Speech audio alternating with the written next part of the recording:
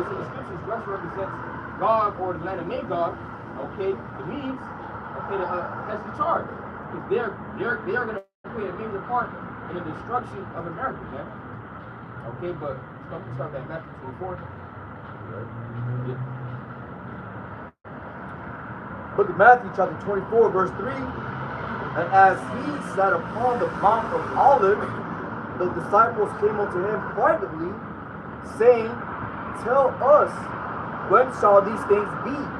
And when shall be the sign of thy coming, and of the end of the world? Right, so the disciples are asking Yahweh Shai, okay, what is going to be a sign? Okay, what do we need to look for your return? Okay, because we hasten the coming of Yahweh Shai. Okay, we hasten a righteous rulership, okay, where Esau is not the wicked ruler of the earth. Okay, for that to happen, we have to see, okay, what signs, okay, what we have to look for, like the disciples did, okay? And the Lord has been showing that, and we've been bringing it out, okay, day after day, okay, video after video, okay, Saturday after Saturday, of what the Lord has been doing in the earth, because the Lord is visiting the earth. Okay, also via his prophets, that's the biggest sign, okay, to watch for. The Lord is speaking, so we have to take heed to what the Lord is saying. That's the right spirit of being. Right, that's the right spirit of being, and as you see, our people are not in the right spirit. Okay, back then it used to be like that, but okay, now our people don't reverence the prophets. Like in the Haushai time, what they said, the prophet had no honor in his own country.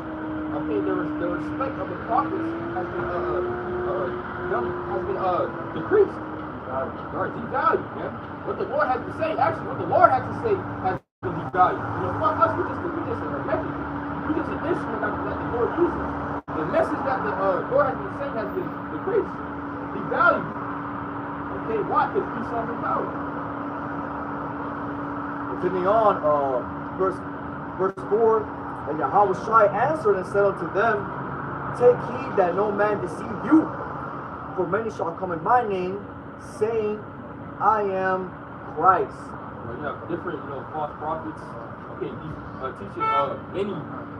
many wicked, deceivable false doctrines, okay, saying it leads to, different seducing spirits, okay, saying they're King David, okay, some saying that they're anointed, okay, some saying that Jacob's trouble is not coming, okay, so you have to do your own diligent search and try the spirit, okay, to see if this man is the God. Certain people are saying they're the Messiah. Right. You got certain people saying that, they're Yahweh Shai.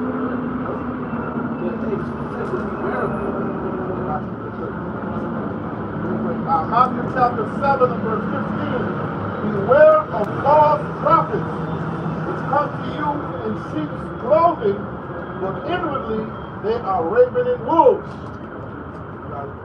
Right. So you have to watch out for them. They've been coming so double. Okay, but you follow after them, you say the blind, they will shall fall into a ditch. Okay? You have someone that's purposely telling you the wrong information.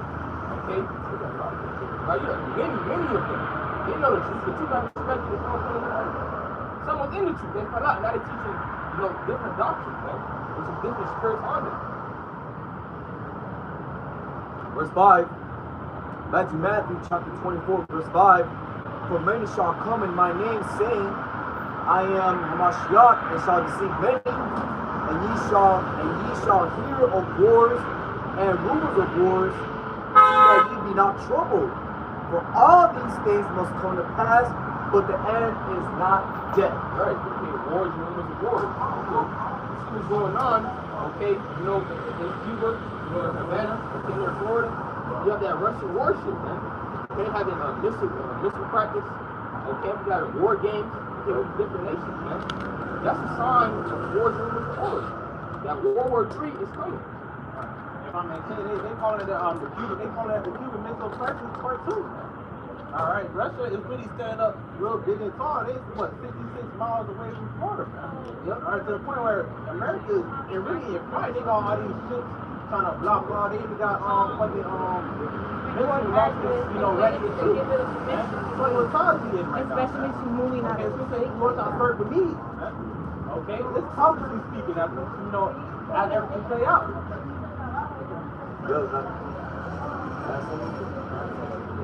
I'm gonna add to that was the closest that America got hit by a missile, the Cuban Missile Crisis. And to see that being happen all over again, that lets you know that guess what? World War III is not gonna go. It's right there. And this guy who actually came over and called America an enemy state. Yep. Yep. The Lord is turning up the beats. He's turning up the bear. This was pretty good. The Cuban Missile Crisis of October 1962 was a direct and dangerous confrontation between the United States and the Soviet Union during the Cold War, and was the moment when the two superpowers came closest to nuclear conflict. Alright, so we're getting closer and closer to that date. Okay, war will be happening. Okay, we don't know that exact date, but it's coming. We can see it. That's why the Lord said we can see it. Okay, the major indicator is the sun. Okay, what sign you look for? It's Isaiah chapter 13, verse 17 said, Behold, I will stir the Medes against them. They shall not regard silver as gold. They shall not delight in silver. They shall regard any of American shit.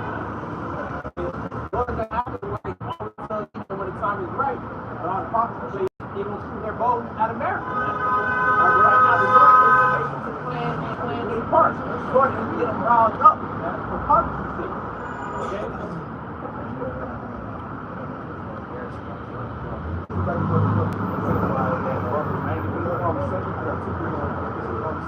Second John chapter 1 verse 7.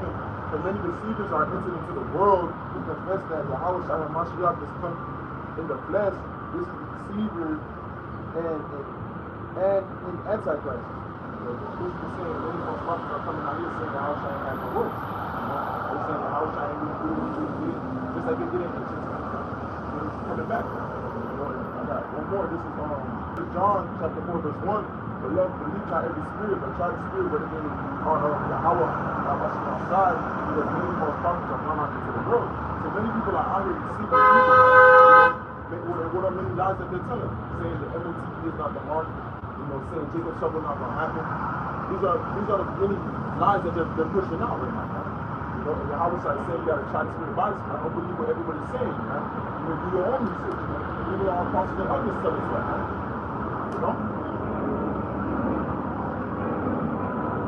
Look at Ezekiel chapter 38, verse 1.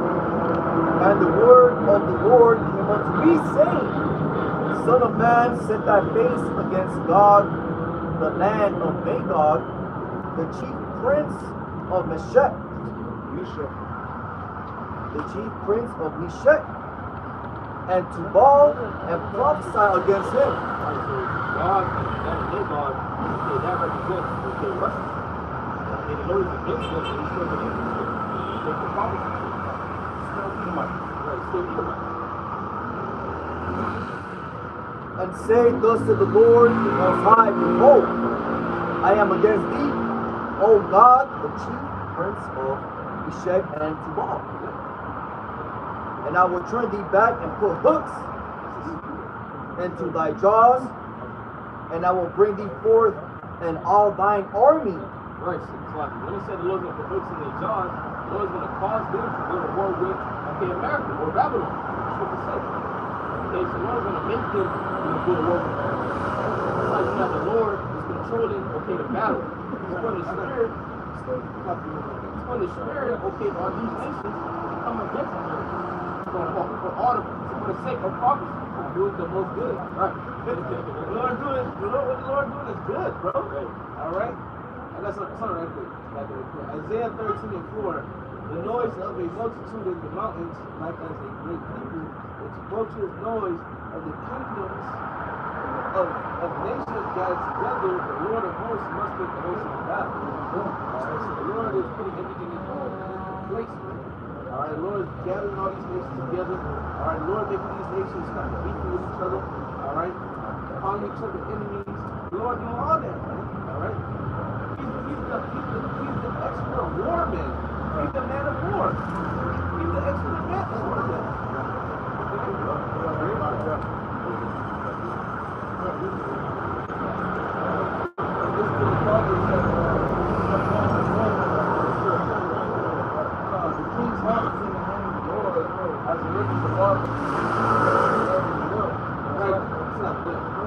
I was thinking about even with Pharaoh. Alright, God controls Pharaoh's heart. He controls Pharaoh's spirit. Today, if it was up to Pharaoh, Pharaoh would have been gave Israel. Alright? But showing what the Lord was in control of the king's heart. Alright? Even to when he let Israel go, alright? The evil spirit came upon him. He said, man, I'm gonna go get you Israelites. Alright? He ended up dying, man. You know? Showing that the Lord is in control. Alright? He ruled for the kingdom of men. Daniel, the spirit make everybody want to see you. Daniel chapter 20, verse 17 says that this matter is by the decree of the watchers and by the man by the word of the Holy One. To the intent that the living may know that the Most High ruler in the kingdom of man and give it unto whosoever he will and set it over it in the basis of men. And we already understand, we already know who the basis of men talking about the so-called white man. But you know, the point is that the Lord ruling in the kingdom of men, man. Alright, the Lord answers, us who's going to rule next, the Lord answers who got next. And not only that, the Lord answers how the Lord play out. The Lord that play out for me and what's about to come. All of the Lord's mind.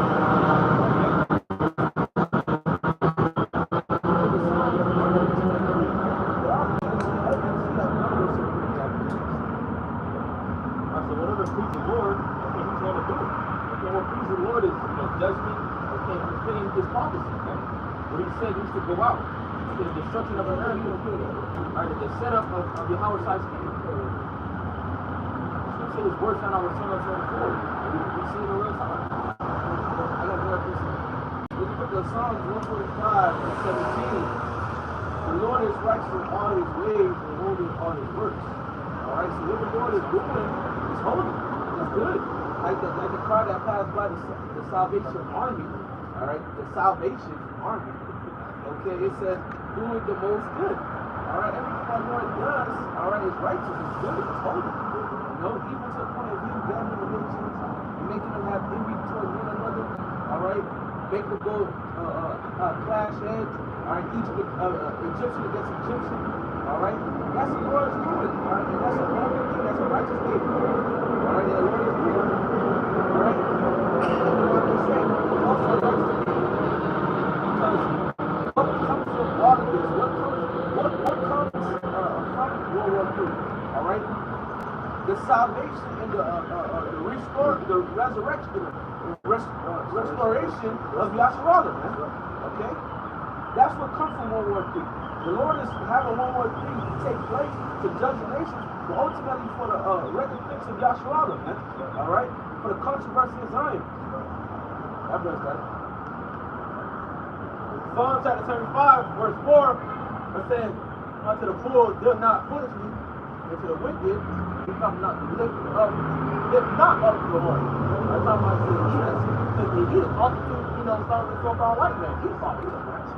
Alright, basically don't get too proud, man. It says, lift not up your horn on the high, Esau will step back. The reason why I'm going to say this, because it's not John Self that puts us up. It's John Self that organizes the war. Alright? From the west or from the south. So the high, alright, the judge, he put it down once and set up the judgment. Alright, so I'm reading it again.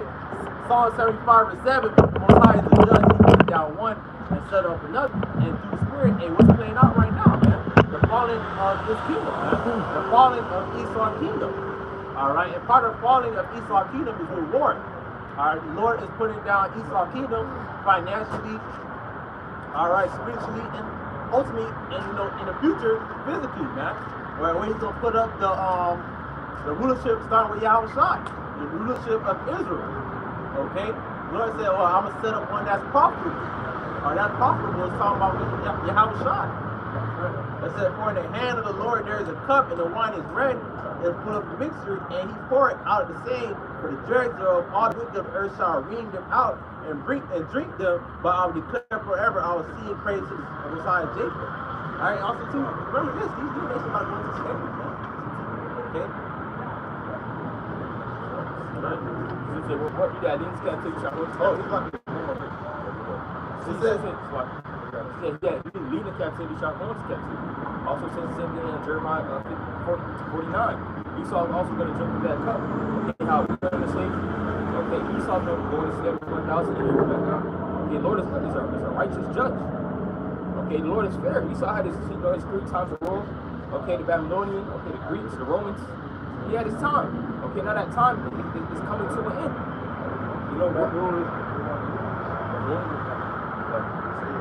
These Babylonians, Babylon here, the Greeks, the Romans, the rise from the empire, aka America, also known as Babylon the Great, also known by Ewoks. Modern day,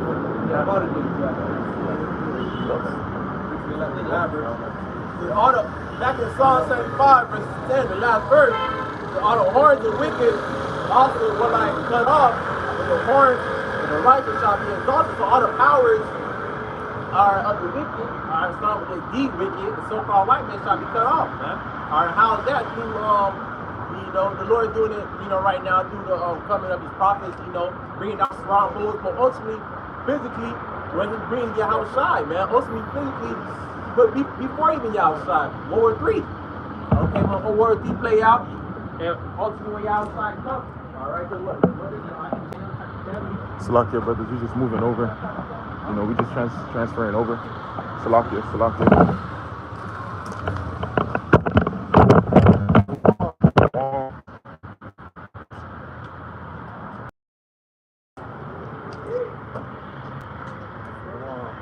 Continue in the spirit. That's going to the end of the world. The brother had mentioned over there, basically, for World War III is the resurrection or restoration of the Israelites, the kingdom of heaven. Because this place has to fall first for the kingdom of heaven to be established. So you can grab that in the second Ezra.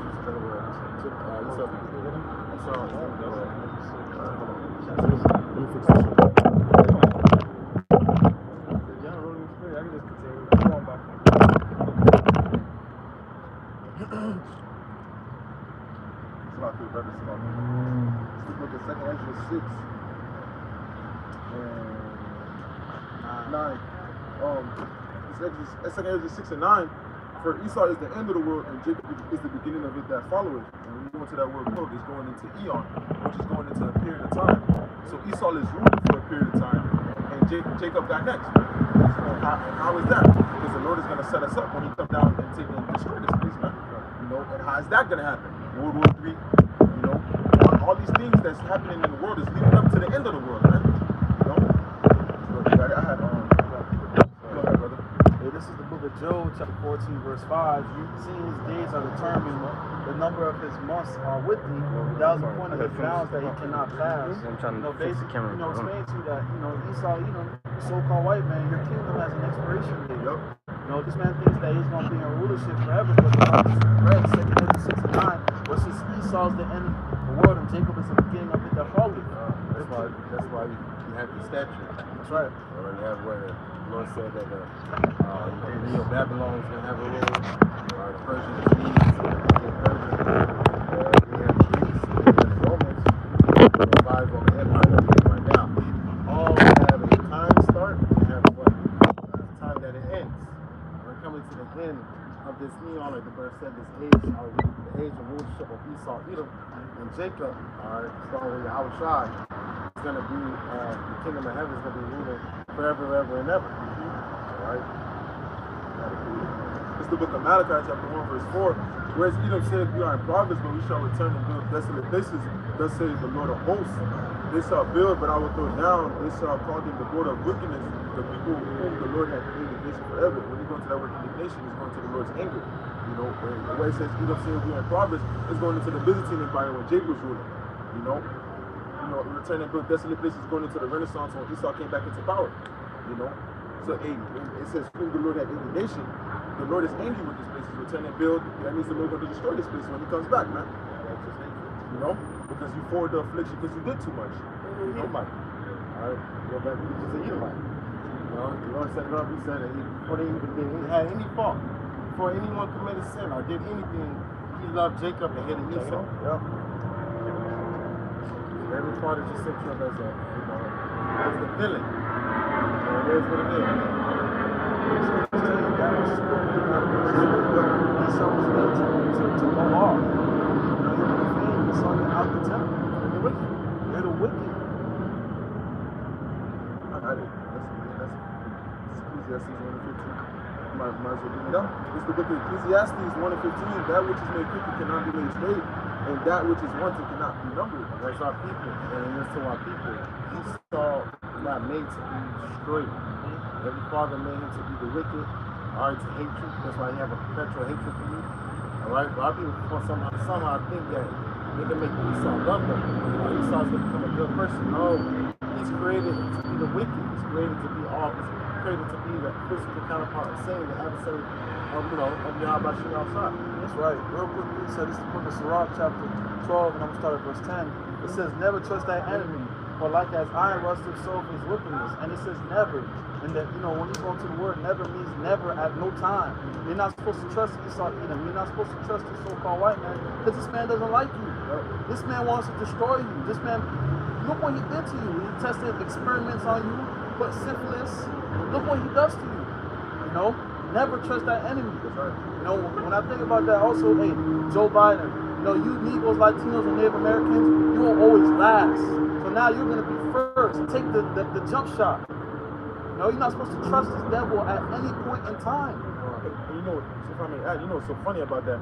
The man never cared about you for billions and billions of years. So why all of a sudden this come out and he wants you to be the first? Like, use common sense, but it's not so common anymore in this society. So just saying, you said billions. Nah, just say for a period of time. For a period of time, yeah. Just for, verification. Continuing on, verse 11, though he humble himself and go crouching, yet take good heed and beware of him. And thou shalt be unto him as if thou hast wiped a looking glass, and shalt know that his rust have not been altogether wiped away. Yeah, he's going to come with you, hey, you guys were last, now you guys are first. Hey, you guys were always treated bad, now we're going to treat you guys good. Hey, you're not supposed to trust this devil, man. You're not supposed to trust this devil. He is the wicked. For the reason he's the wicked, this man is not meant to be trusted. Tell me one thing that the white man has done for you that was good. He's going to say like an iron.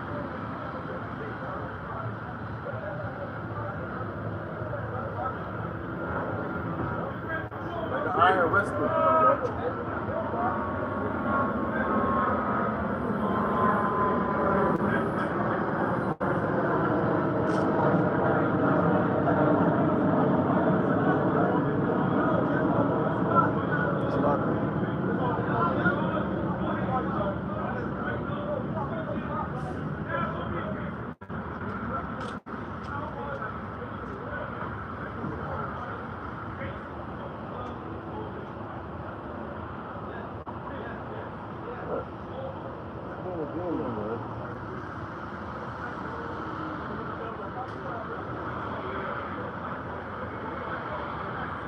I'm saying like the iron rested sloppy out there.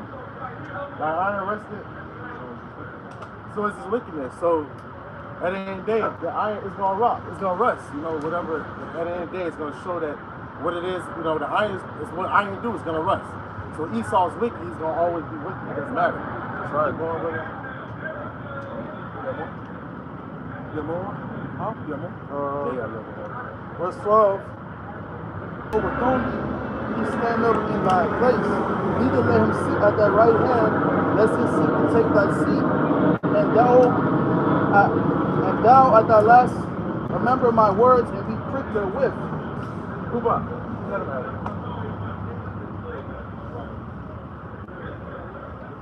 So he's gonna move anyway to them, man. He's not gonna have to, Go ahead, baby. Sirach 11. Sirach 12 and verse 12 again.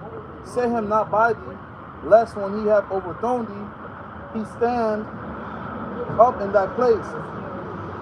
Neither let him sit at thy right hand, lest he seek to take thy seat. Though at thy last remember my words and be pricked therewith. So at the last, at the end of the day, he's a snake. At the end of the day, he's gonna bite you regardless. So never trust that enemy. Never trust him. I got go ahead, bro. Yeah. Salakia again for the interruption, brothers. But this is the book of Habakkuk, chapter 2, verse 4. Behold, his soul which is lifted up in him is not upright in him, but the just shall live by faith. It says his soul is not upright, man. You know, something's wrong with him, man. He's wrong. He's the wicked, man. Just because he come up to you in a suit and tie, trying to push like, oh, he fuck with you, but he don't really fuck with you for real. Oh, this whole time it's trying to destroy you. Yeah. And Salakia goes into it more.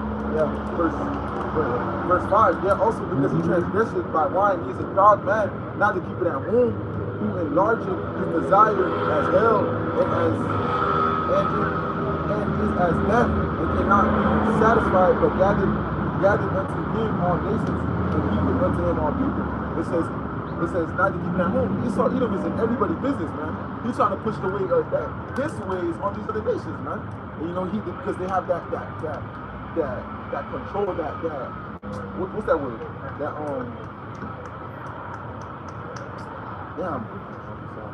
have that propaganda. That propaganda, yeah. They have that propaganda over the world, man. Everybody flowing to Babylon because they have that pull.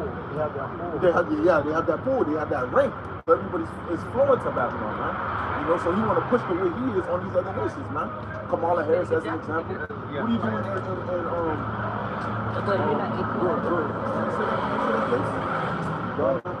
Uganda? Yeah, what are you doing over there? Yeah, what are you doing over there? You know, you got no business over there. You trying to push that weirdo activity over there? What you doing over there? Sounds like, you know, these nation of the whole world. And then you got, you know, they got, you know, say that they're drunk of this, you know, of that wine. You know what I'm saying? If you're not in you know, that same philosophy we saw, you know, he's gonna crush you. When you see it. Pretty much. When they drop that bomb, that's, you know, and that put fear into these other nations, and these other nations submitted to them. You know, they want to be joined onto America because you've seen that America had that power. But now, as you can see, hey, America is losing that power. You know, it's not holding the same statue that it used to hold. It's the book of Jeremiah, chapter 50, verse 23. How is the hammer of the whole earth cut asunder broken? How is Babylon become a desolation among the nations? These nations don't fear America no more. You got nations joining the BRIC. Saudi Arabia had a 50-year deal with America for the oil. Now Saudi Arabia joined the BRICS. You know, which is going to lead to all these nations, you know, they're going to go up against America. They're not going to be joined onto the war no more.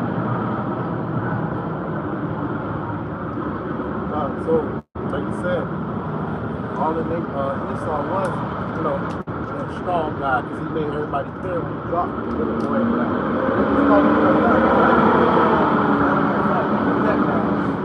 Alright, alright. So everybody fear, everybody wooed after the, you know, after Esau, you know. But now, like you said, everybody have the same. What made you strong? I got the same capability. Yep. I have the same arsenal. I'm gonna talk my shit. That's why you have these smaller nations talking that shit. Why? Because like the brothers was mentioning, now they have Russia as their guard, the powerhouse. All right, Russia is their guard. Russia is their guard. All right, brother. This is the book of Joel, chapter 3:10. Beat your plowshares into swords and your pruning hooks into spears. Let the weak say, I am strong. You know, just to land back on what the brother was saying, now you see that these other nations, they have nuclear capability as well. So they're not so scared of America. You know, and hey, like the brother was saying, hey, Russia has enough nukes to destroy America. And all these weaker nations are going onto Russia. Like the brother was saying, let Russia be their guard. Well, the brother said, the nations said they are weak. Now they're strong. All right, why do they have that same arsenal, that intercontinental missiles? All right, so now they talking this shit. Now America is not the only one. You know what I'm saying? That Russia was not the only. At that time, the Cold War was only Russia and America, and you have other people in the game. You know.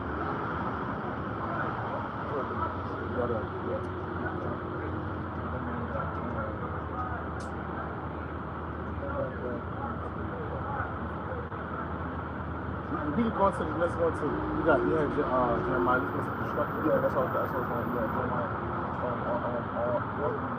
Spare none? Yeah. Then the boat.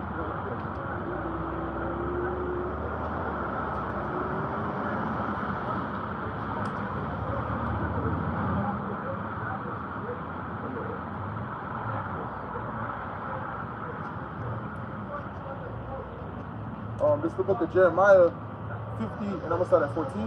Put yourself in array against Babylon round about.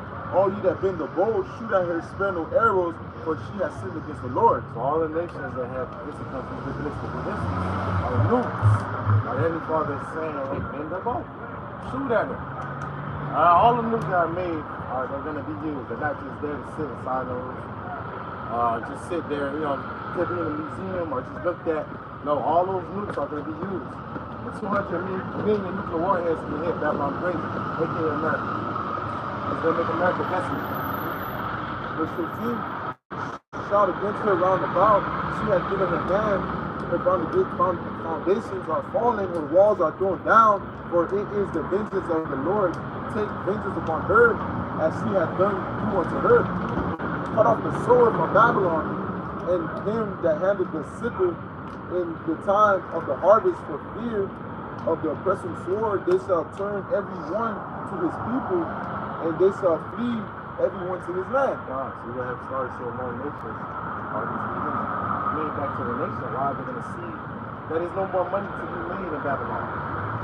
All right? It's getting bad in Babylon. So, you know what I'm saying? The reason why they're here is to make money and send it back home. If everything is getting worse and they're not able to make they don't see a, all right, say you reap something that you made, or a benefit that you made, like you reap what you sow. Yeah. So if I put money into this thing, and then I'm not getting nothing out of it, what's the point of continue to keep putting money in it? Yeah. So they came here to get rich, and that's why I have Revelation 18 as well. Verse 17, Israel is scattered sheep. Israel is a scattered sheep. The lions have driven him away. First, the king of Assyria have devoured him, and last, this Nebuchadnezzar king of Babylon hath broken his bones. Go ahead, brother. This is the book of Revelation 18. You want me to start from 1 and get to the point? Well, you said that. This is the book of Revelation chapter 18, verse 1. And after these things, I saw another angel come down from heaven, having great power, and the earth was lightened with his glory. And he cried mightily with a strong voice, saying, Babylon the great is fallen, has become the habitation of devils, and the hold of every false spirit, and a cage of every unclean and hateful bird. John the Revelator has seen the destruction of Babylon the Great, America. When he said that, it has fallen, it's fallen. It has been destroyed. And then what is the habitation of devils? What does that mean? Habitation of desert-like creatures. Desert-like creatures. Real quick, because no man, or people are going to dwell in this land. This is going to be more of a nation not to live or act right. All right? All right? Because this is a wicked nation that went against the Most High ways, and this is the judgment for it.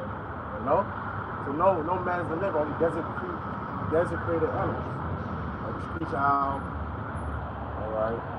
Reptiles, so, go ahead, brother. The backyard, this is the book of Isaiah, chapter 13. I'm just starting 19 to go to the point. In Babylon, the glory of kingdoms, the beauty of the Chaldees' excellence shall be as when the Most High overthrew Sodom and Gomorrah. And this is not talking about ancient Babylon, because ancient Babylon didn't go out like this. This is future prophecy talking about the Babylon right now, which is America. Verse 20, it shall never be inhabited, neither shall it be dwelt in from generation to generation. Neither shall the Arabian pitch tent there, and neither shall shepherds make their fold there. So they're not going to make money here. You're not going to see no more quickie marts, no more corner stores. Verse 21, the wild beasts of the desert shall lie there, and their houses shall be full of doleful creatures. And owls shall dwell there, and satyrs shall dance there. And the wild beasts of the island shall cry in their desolate houses, and dragons in their pleasant places. And her time is near to come, and her days shall not be prolonged. Basically backing the brother up on the Revelation chapter 18. Only desert creatures, satyrs, and owls are going to dwell in this place. But back in the book of Revelation chapter 18, I'm going to read verse 3. For all nations have drunk of the wine of the wrath of her fornication. and the kings of the earth have committed fornication with her. And the merchants of the earth are waxed rich through the abundance of her delicacies. You know, these nations were in cahoot with America. You know, Psalms 83. They came together under 1%. You know, these nations made money with America. You know, you got the Chinese nail salons, the Chinese food places. You got the corner stores, the cookie marts. All of them came in agreement. Yep. They understood, you know, that first that we shall be the tail and they shall be the head. We shall go to them for all things. So over here, all the Israelites were big consumer. So all the nations got rich here. Right? That's why you see a lot of progress. We always say different countries. They from China, or this part is from Brazil, or this part is, you know what I'm saying?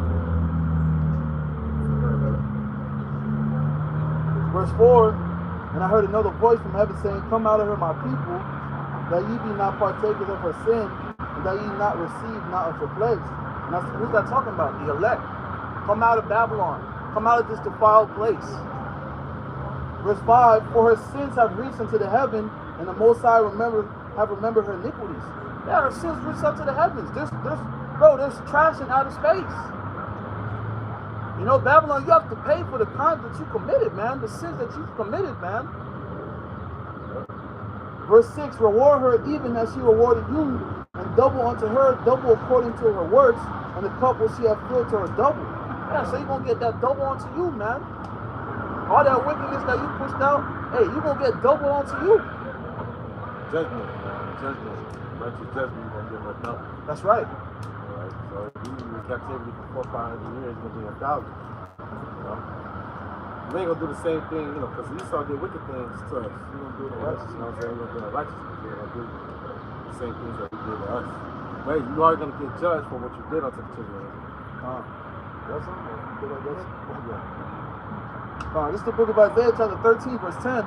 He that leadeth into captivity shall go into captivity. He that killeth with the sword must be killed with the sword. Here is the patience and the faith of the saints. Hey, Esau, you led us into captivity. You're going to go into the sword. No, let bygones be bygones. Let we all just live in peace. Now that is peace.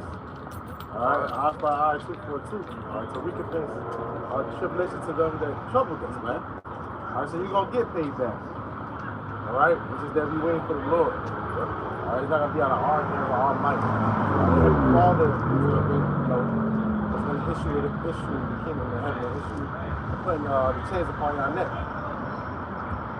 I had said it like you, because you in Revelation, you saying, you know, don't be, don't watch yourself in this place. It's the book of Romans, chapter 12, verse 1. I beseech you, therefore, brethren, by the mercies of Yahweh Shai, that you present your bodies a living sacrifice, holy and acceptable unto your power, which is your reasonable service. And that's our service, man. That's why we come out here week in and week out. We put our body up as a living sacrifice, because that's our job, man.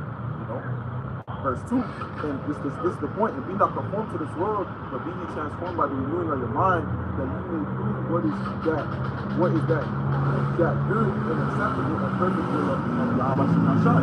So it says, be not conformed to this world. It says, don't be down with this place, don't be down with the way Esau moves, don't be down with the way Babylon moves, don't be down with the way these heathens move. You know? Don't be so buddy with the way they push it and they move themselves, man. You know, because this world. Yeah, because the scriptures say separate. Yeah, we're a holy people. Every father has a way of conduct, a way that we're supposed to conduct ourselves. Yep. So we're not supposed to be as the world. The world, to be an example, they worship holidays. Yep. They worship birthdays. They worship Christmas. Valentine's Day. We're not supposed to be worshiping these things. We got our own holy days. Passover, alright? We have a day every week that we live to the Lord, that we're supposed to be honoring the Sabbath. So that's why we're not conforming to this world. This world pushes homosexuality. We know that's against the ways that Heavenly Father. So, alright, we're not with them. No? Go ahead, brother. Yeah, the Lord.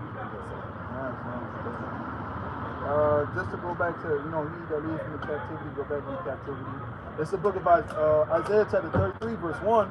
Woe to thee that spoilest, and thou was not spoiled. Yeah, because Gad and Reuben, when you came to this land, they taught you how to survive those winters.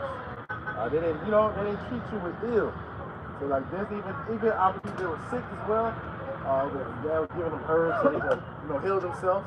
Alright, but you treated them with ill. You treated them with, someone that helped you out, gave you, shows you light, mercy, and grace, you turn around and said, fuck them, and gave him a sword. Right, brother. And dealt treacherously, and they dealt not treacherously with you. When thou shalt cease to spoil, thou shalt be spoiled. And when thou shalt make an end to deal treacherously, they shall deal treacherously with thee. Hey, righteous payback.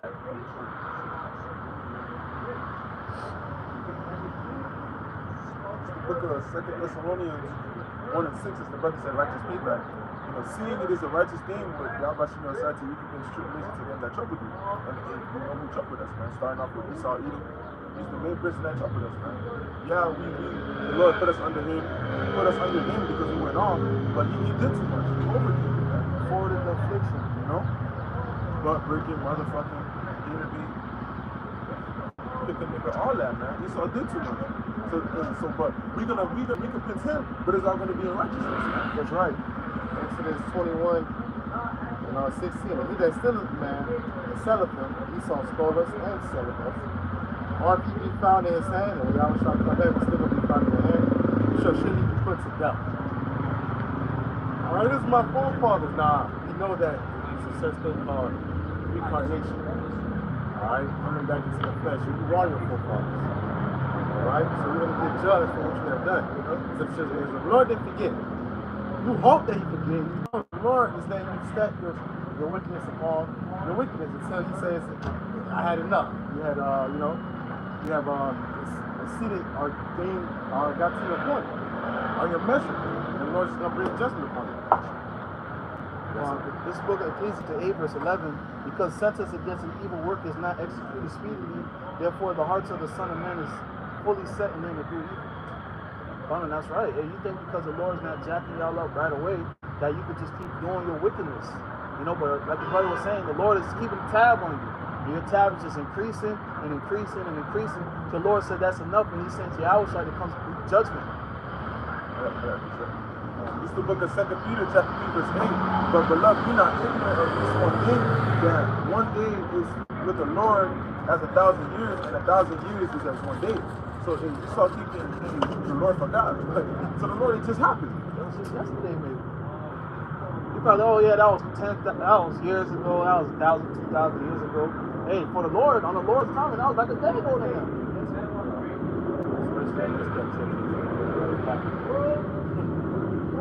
The Lord didn't forget.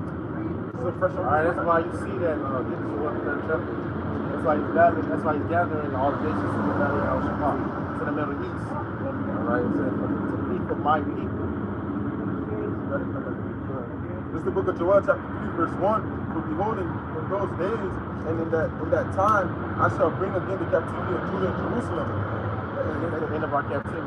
This is the last captivity. We're not going to captivity. That's why the law has set up. Abba Shema Shai has set up the New Testament, the New Covenant. So we're not going to sin anymore. So if we're not sinning, that means we're not going to go into any more captivity. No more death. Verse 2, I will also gather all nations and bring them down to the valley of Jehoshaphat, Yahweh Shabbat, and will plead with them for my people and my heritage Israel. So you're seeing that the Lord is really, World War III is really because the Lord is about to judge the nations for the children of Israel. And what they have done unto the children of Israel. Alright? So like, I was going to say, so the Most High always use war as a form of judgment upon nations, different nations. One nation, when we get tired of one nation, we raise up another nation to take them out. So World War is, he's doing the same thing but on a global scale. And there's going to be no winners this time except for Yahweh Shai and the elect. Yep. This war, like you said, World War III is the destruction of the rulership of the Levites. He's using the different nations to cancel each other out. They're going to destroy each other. It's not the first time the Lord did something like that already.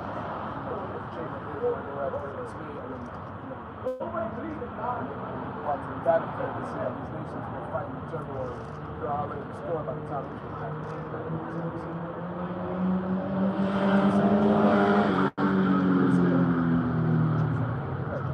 quick, this is the book of Exodus 15. The Lord is a man of war. The Lord is his name. So that kills that God loves everybody. God is in that loving spirit. The Lord is a man of war. So all the war that you see upon the earth, the heavy fall, the sanctuary, and the terrible.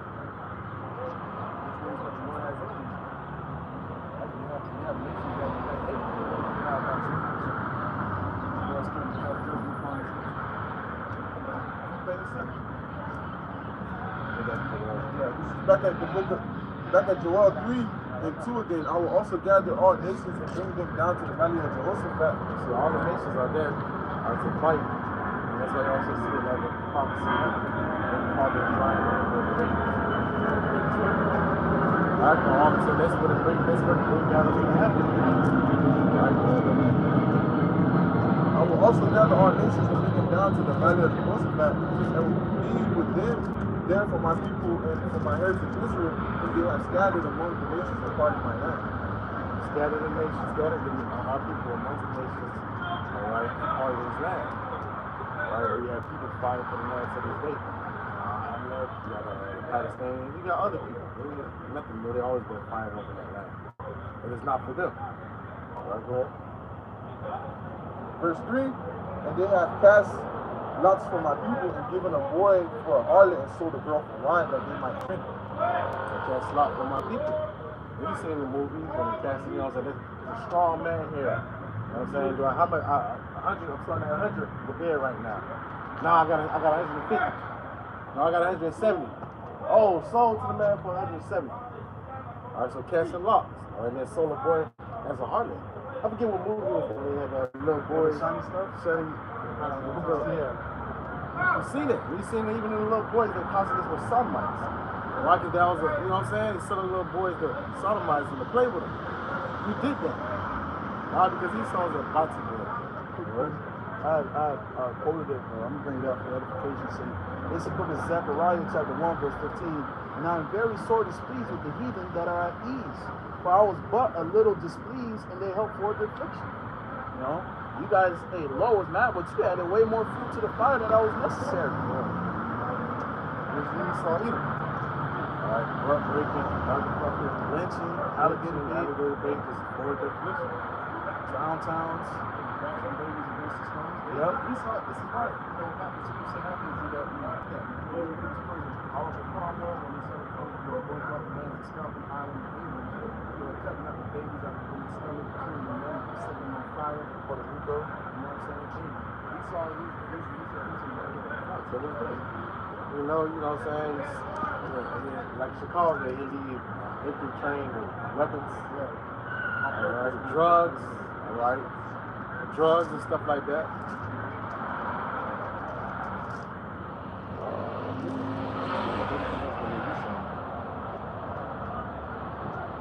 The audio's not being picked up. It's picking up everything else with what we're saying. Take the case off.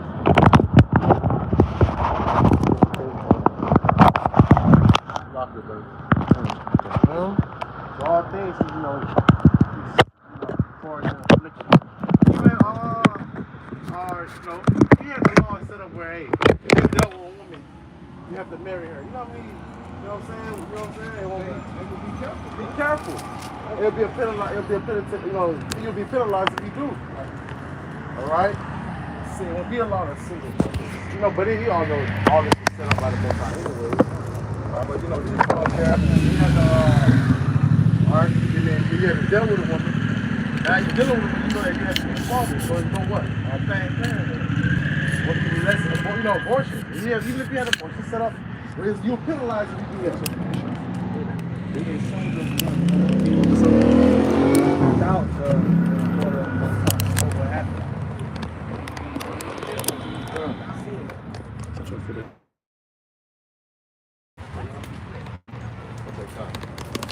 So what? Oh, he was getting you up there. Yeah, I was. I'm gonna go back to it right now. Sounds good. This is back at the book of Joel, chapter 3 and 3, and they have cast lots for my people and given a boy And even the boy for a harlot and sold a girl for wine that they might drink. So go for wine, you know that's not the elixir, correct? Verse 4, and what has he to do with me, O child of Palestine, will ye render me a recompense? And if ye recompense me swiftly and speedily, will I return your recompense upon your own head? Because ye have taken my silver and my gold and have carried into temples my goodly pleasant things. You also did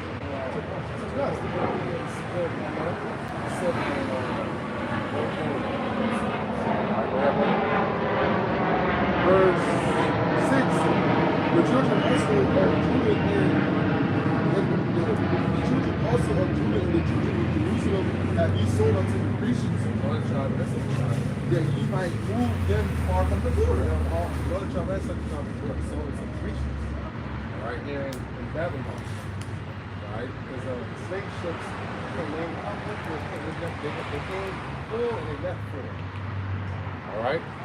Then we already know the first slave was Northern tribe. All right? Verse 7, Behold, I will rise them out of the place, whether ye have sold them and ye return, and you can put them on your head, and I will sell your sons and your daughters into the hand of the children of Judah, and they shall sell them to the sea beings, to the people far off, for the Lord has spoken it.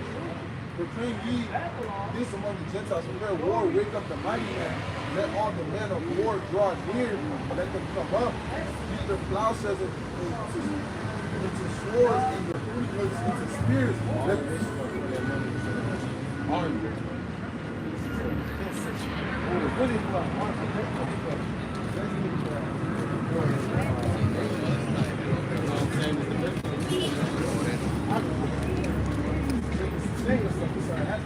The Lord had these nations now for all their money. Fuck them. They said, fuck you. People, you gonna put money in the army. All right, for war. All right, because they have to call them and send them to war.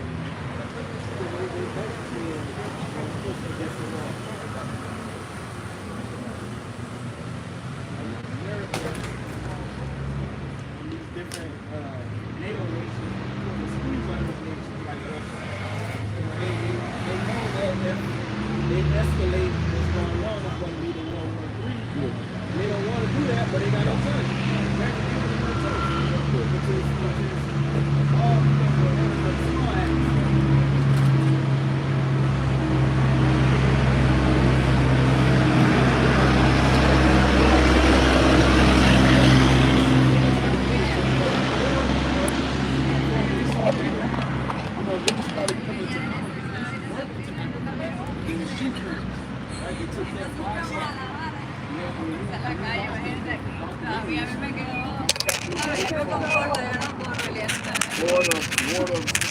Lord of something.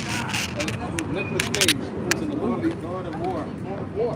And it showed how he was going to these different nations selling weapons, man. All right? Putting these people to, to defend themselves and or to do whatever the hell, right? But that wasn't their first premise. Their first premise was agriculture, taking care of the land, taking care of sheep, taking care of livestock. That was their means of living. Right? When Esau starts to come into power, now we're starting to see these nations getting involved in nuclear war. Nations that were poor, like China used to be a poor-ass country, man. It was a third world country.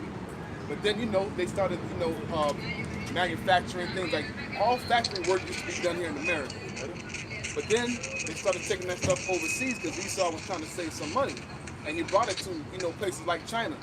And what they were doing, they started, making more money than America. So now they started to be in a position of power. But America, being a jealous bitch, she doesn't want to see any other nation go into power. So what does she do now? She now threatens war and all these different things. And what is the nation is left to do when they're being threatened by another superpower? They got to arm themselves.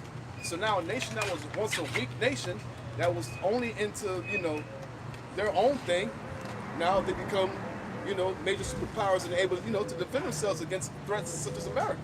Go ahead, brother. This book of Revelation chapter 6 and 4, and there went out another horse that was red, and power was given to him that sat thereon to take peace from the earth. You know, just to land back on what you were saying, because you said the earth was peaceful. It was peaceful. You know, they was harvesting crops, and that's how they was making their money. Right. But you know, hey, that red hearse is Esau Edom, the Right. so-called white man, Right. and his blessing was the sword, prior to Genesis 28.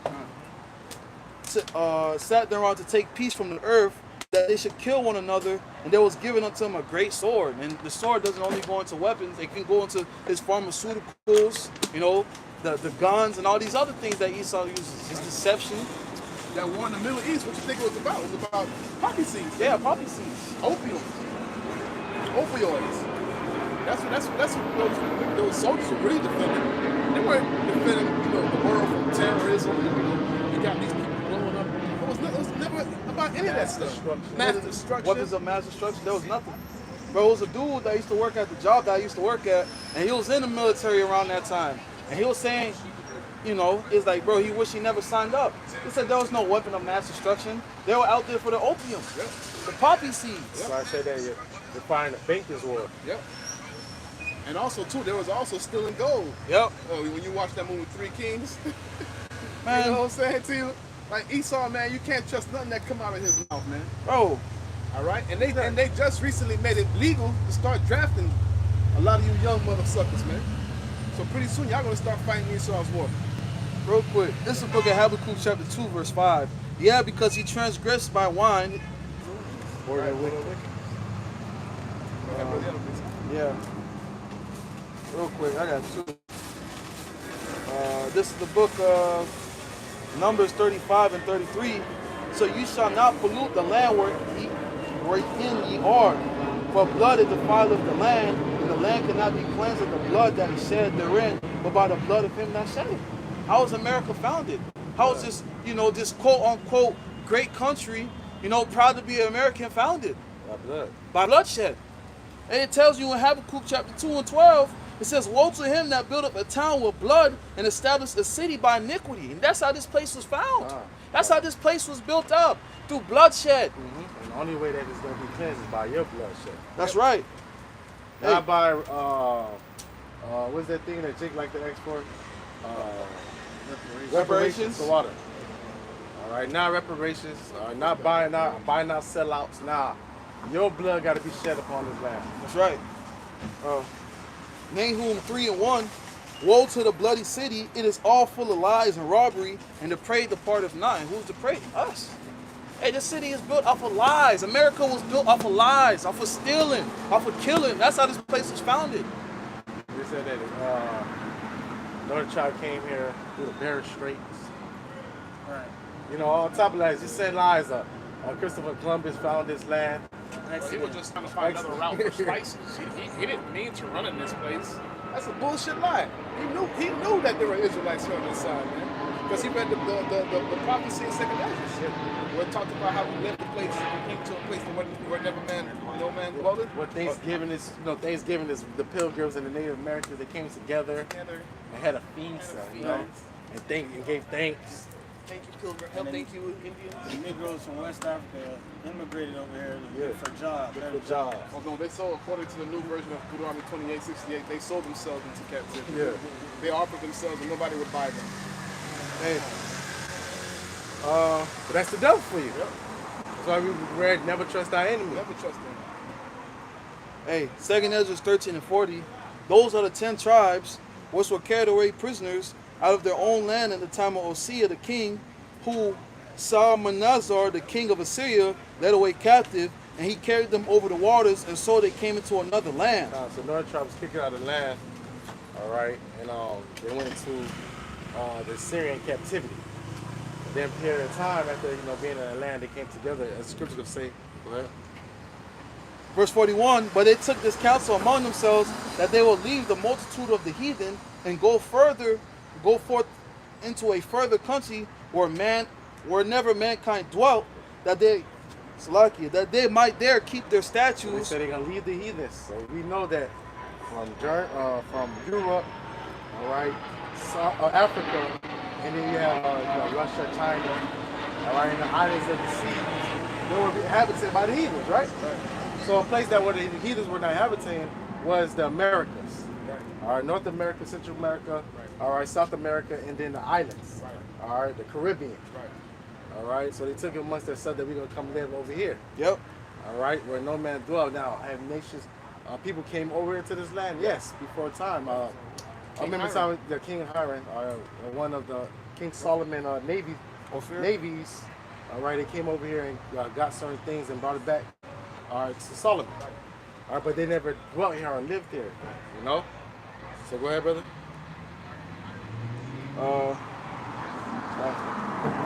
Verse 42, that they might keep their statutes, which they never kept in their own land. Keep going. And they entered into the Euphrates by the narrow place of the river. For the Most High then shewed signs for them, and held still the flood. Lord held still the flood till they were passed over. We know us here in South Florida. We know what it means by those floods. What it's talking about. We know that the hurricanes mostly come from Africa. Yeah, it's like the same way you got like what they call a Gulf Stream. Yeah. Around coast of Florida, they have something else like that around Africa. What they call the Horn of Africa. Horn of Africa. Coming around that way. Horn. That's where them hurricanes. He said they formed in that same formation. So that's rough passage. Very rough passage. But our Lord held the water back. Because it was prophecy that they was coming to this land. All right, go ahead, brother. I was looking at a video of some guys. I was watching a video on TikTok. Some lady was like, this was at the job site. She was pulling in. She was like, I'm gonna have to move out of Miami, out of Florida. And she was on the phone. She was basically saying in about like 30 years, Florida gonna be underwater. So, in my head, I'm like, we're not even gonna be here for another 30 years. I'm saying that, Lord willing. Continuing on in 2nd Ezra 13, and they entered into the Euphrates by the narrow places of the river, but the Most High then shewed signs for them, and held still the flood till they were passed over. For through their country there was a great way to go, namely of a year and a half, and the same reason is called Ashereth. All right, that's coming to here, America. Ashereth. Get the meaning of it. Ashereth. And we understood because it's the same place that the navies of Solomon came, because it took them 3 years to get back to the to Solomon. So it's a year and a half travel coming here, and a year and a half travel going back.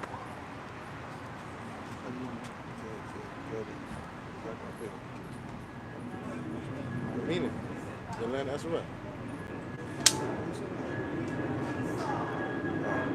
Okay, Ashereth is a stunning example of place making that word. Really came from the Hebrew word Isharif, city of remnant. Go ahead, brother. I can keep talking.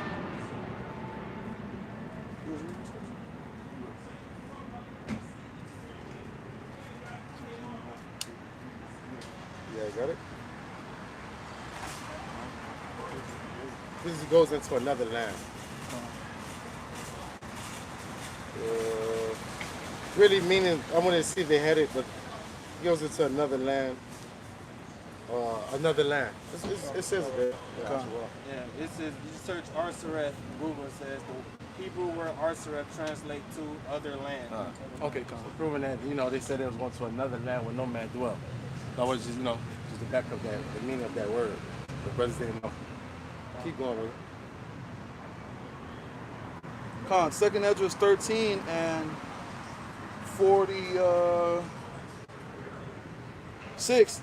Then dwelt they there until the latter time, and now when they shall begin to come, the highest shall stay the springs of the stream again, that they may go through. Therefore sawest thou the multitude with peace. So they was here to the latter end. All right, 10 what? Another prophecy to be fulfilled was Judah and Ephraim shall be oppressed together. Oh, check this out, Akim. Go ahead, Slaughter. This is from the Jewish Encyclopedia. You search Arzareth. This is by Morris Jastrow Jr., Kaufman Kohler. It says, the name of the land beyond the great river, far away from the habitation of man, in which the 10 tribes of Israel will dwell observing the laws of Moses until the time of restoration, according to 4th Ezra, the 13th chapter, which is 2nd Ezra, the 13th chapter, 45th verse. It says, Columbus identified America with its land. Hey, that confirms the fact that, Columbus knew. Yeah, This is from the Jewish Encyclopedia. Remember, you came with, it was 4 Hebrew interpreters? 4. All right, and they greeted each other in the Shema Shalom. Yahweh, Yahweh Assad. Listen on Israel, Yahweh is one. The hero Israel. I had a account of that voyage that King Hiram would make. First Kings? Yeah, 1 Kings 10. You was already in it? I had it, but go ahead. It's the book of 1 Kings, chapter 10, verse 22, and it reads, "For the king had at sea a navy of Tarshish with the navy of Hiram, and once in 3 years came the navy of Tarshish, bringing gold and silver and ivory and apes and peacocks." Okay, so this proves that voyages were being made from the known land, which was the land of Ham, or land of Israel, right? The Eastern Hemisphere. Eastern Hemisphere. And there were voyages that were made from there to the land of Asherat, which we know today to be America, or the Americans. Okay? You have people that say, "Oh, nah, but we found what is it called, Olmecs? Those big ass stones." The Olmec head. Olmec heads. That don't mean people was dwelling here. They just put their, you put your signet. Right. I was here. And I believe it goes back to the Heron. Right. You know. Right. And he So was also the king of Tyre. solidified that they did come over They here. come over here. Like there was no people living here until the 10 tribes came over here. Right. And even when the 10 tribes came over here, they was doing wickedness too. Yep. And the whole point for them leaving the land was to come over here and keep the laws the right way. But when you watch movies like Apocalypto, you see why the Lord did what he did. Right. You know what I'm saying to you? So, you guys got some precepts? Yes, sir. Hey, Deuteronomy 28 and 49, the Lord shall bring a nation against thee from far, from the end of the earth, as So it's swift. one of the curses if you don't obey the words of the Heavenly Father. It's one of the curses that was going to overtake our people. Go ahead. As swift as the eagle flieth, a nation whose tongue thou shalt not understand. Continuing on, So, A nation- you already know, one of the symbols of Esau, Edom, is the eagle. yep, All right. So our people, they didn't know the language of Esau, Edom. All right. But a fierce nation came. Right. All right. Brought this what? Yep. So brought in what you know as the Spanish Inquisition. Right. All right. Where they was killing to believe in JC. Right. All right. So what you have the modern day Christianity. Right. Right. All right. Forcing that on people. And now, until you Christians, always talking shit.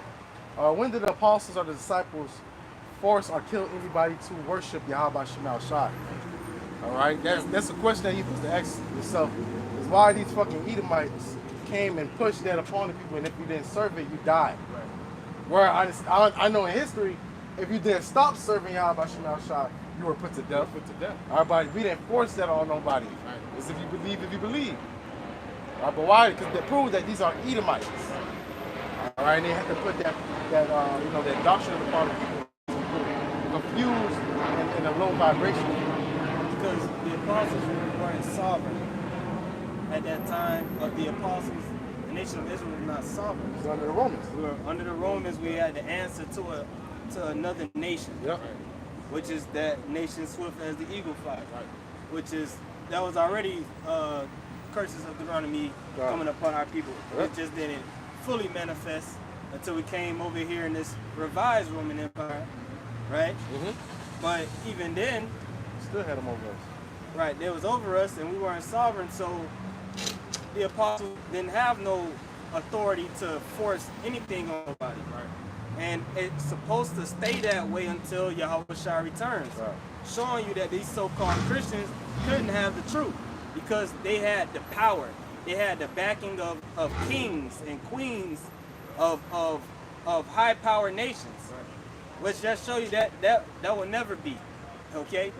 Even during the time of the Byzantine Empire, you know, we had the power, but that's where Christianity really goes back to. The Holy Roman Empire, which was Jake, right? But they was going the hell off too. Yeah, and then on top of heathen mixed up into what you call Christianity. Constantine. Yeah, Constantine Nasir. Because this truth is supposed to be based upon faith. All right, you're not supposed to. That's why you don't see us out here with no megaphone, passing out flyers, doing none of that shit, man. We come out here, we teach the word, we preach, instant, in season and out of season, okay? And we not trying to reach the masses. We trying to reach the elect. Yeah, that's all we're concerned about. All Israel is not going to get it on this side. Only the elect. The Lord said, have Israel seek when you.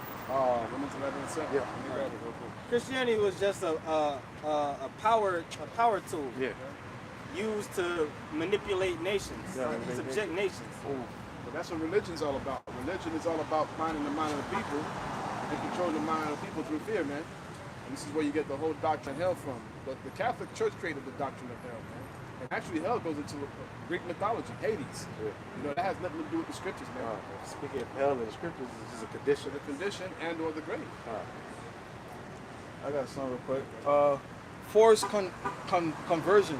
Forced conversion is the adoption of a religion or irreligion under duress. Someone who has been forced to convert to a different religion or irreligion may continue covertly to adhere to beliefs and the practices which were originally held while outwardly behaving as a comfort. And that's what happened. Christianity was forced. And not just Christianity, you also had Islam. You know, and this is where you start to see a huge, you know, these so-called Khazars started to say, you know, I mean, it was going on before then, but it really started happening, you know, during the, you know, the time of Islam was coming on the rise. Ottoman Empire. They were forcing people to convert to Islam as well as, you know, Christianity, man. It's a form of control. Real quick.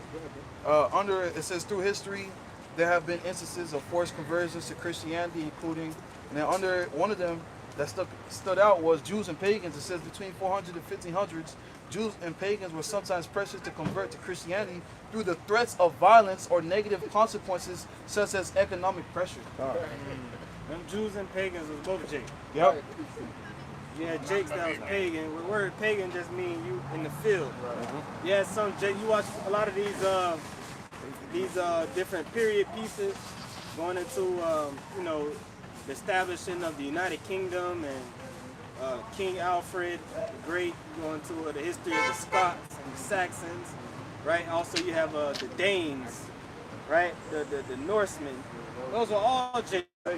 But you had those pagan type Jakes that was into the worship of those Norse gods and Celtic gods. Right. That type of sorcery. Then you had some Jakes that was still keeping, you know, the laws of Moses. You know, they may not believe in Yahweh Shai, but they knew they was Israelites. Jacobites or something like that? Right, yeah. Anglo-Saxon goes back to angelic sons of Isaac. And then you have the Jacobites, right? And then which they became Christian. Right. That's the forced conversion. They show you that in them shows. Even with Islam, definitely have those that were called Moors. Right. Forced in Islam. You know what I'm saying? Upon Jake. So it's nothing new. Like the brother said, but Israel won't have that power until the Messiah comes. Right. You know what I'm saying? And that's the point that we are pushing, that Israel won't have that power to convert or force people to worship Yahweh Shai until the Messiah comes. Right. That's when the Messiah comes, then Israel is going to have that power. All right, to say if you don't come to worship unto Jerusalem, then you don't get no rain. Right. All right, you'll be put to death. All right, say bring him hither. Him that don't want to need rain over him, better bring him hither and slay him before me. So it's till the Messiah, when the true Israelites have that power to convert. You know? What's the scriptures tell us we're going to do? What's that, Revelation 2? get that Bible shot. This is the book of Revelation. Book of Revelation chapter 2 and verse 26. And he that overcometh and keepeth my works unto the end, to him will I give power over the nations. And he shall rule them with a rod of iron, as the vessels of a potter shall they be broken to shivers, even as I received of my Father. So it says, he that overcometh and keepeth my works unto the end. We're not at the end. And we damn sure wasn't at the end 500,000 years ago when you had these, you had these different Edomites like Christopher Columbus going around and forcing people to convert to Christianity. Right. Catholicism. And they was doing that during the time of the Greeks too. They was forcing Jake to eat pork. Right. Speak Greek. Uncircumcised.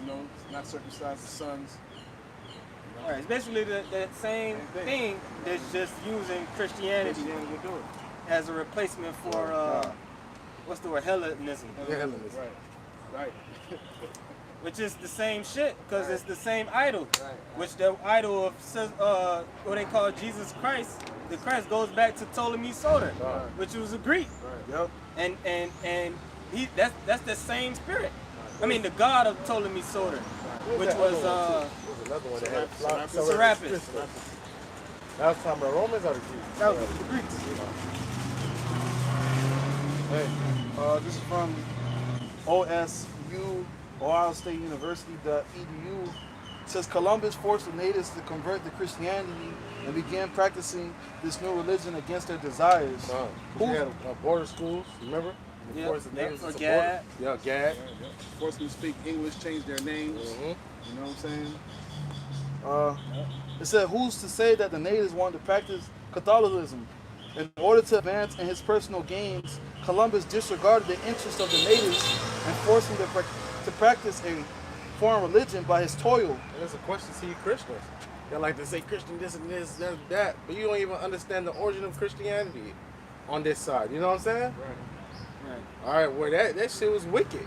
What it did on, how it killed the people. All in the name of Jesus Christ. Yep. The same motherfucking name that some of you motherfuckers still call him. You know what I'm saying? Came on a slave ship on. That's how you know that name carry a heavy demonic spirit, because it's been so many Israelite lives sacrificed to that name. You know, wickedness just done in that name right now to this day. You know, that's when we say that, you hear it just like nails on the chalkboard. Hey, because what kind? Okay, if who you call Jesus was the real one, why are there gay pastors preaching in the name of Jesus? Right. You understand what I'm saying to you? Like, that's totally adverse to who they call Jesus Christ. You know what I'm saying? He could be a whore, a homemonger, drug dealer. He could be a drug dealer. And you just believe in Jesus Christ, you're good. And all you gotta do on your deathbed, right after you done did all that bullshit on your deathbed, I forget Jesus Christ. Say, open up my heart. Yeah. Nah, that's not how it works. That's not how the scriptures say. They got a name for it, the sinner's prayer, some shit like that. On your deathbed in hospice, you don't sin your whole life. You ain't give a damn about what the law, statutes, commandments, but at the end, that's when you want to. He's just gonna open up his arms. He's gonna say, "Welcome, my son, our daughter." Fuck out of here, man. See, Christianity is full of shit. Yeah, that's why the Lord has been confounding. Because if it was the truth, it would never be confounded. You remember that fucking? Y'all seen that Super Bowl commercial? The last Super Bowl? He gets us. They had like faggots and strippers, all types of shit. Yeah, they talking about JC. He gets us. I have a precept real quick, brothers. It's the book of Isaiah 14:3. And it reads, it says, "And it shall come to pass in the day that the Lord shall give thee rest from thy sorrow and from thy fear and from the hard bondage wherein thou was made to serve, that thou shalt take up this proverb against the king of Babylon and say, how hath the oppressor ceased? The golden city ceased." Down Babylon. Right. 51 verse 14. The captive exile hasteth that he may be loosed, and that he should not die in the pit, nor that his breath should fail.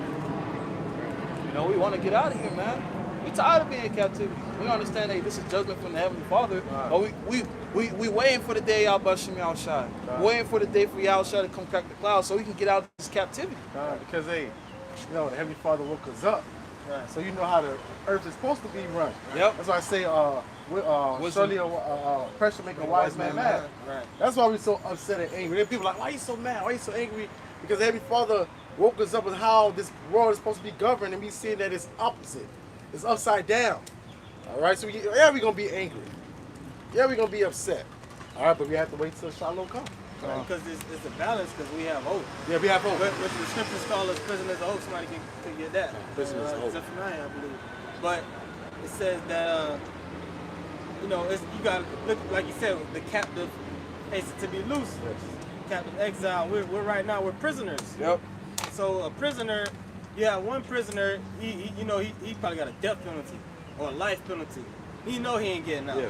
So the hope is gone unless he can get parole. But if they got no parole, you out of there. You're out of there. You feel me? You're going to die in there. You keep getting rejected. You no hope. Now somebody I got a release date coming. You feel me? Anxious. They got something to look forward to. Yeah. And even on top of that, the Lord is like, when we get out, He gonna give us a new body. So even if we gotta stay in there until you feel like you about to die, you still have a whole new life. You know, these people, they think this life is their only life. YOLO. I gotta do this. I gotta do that. If I don't get this done by this time, they just, in a rat race. But we have hope of something better, and at the same time, the Lord has given us the opportunity to have hope.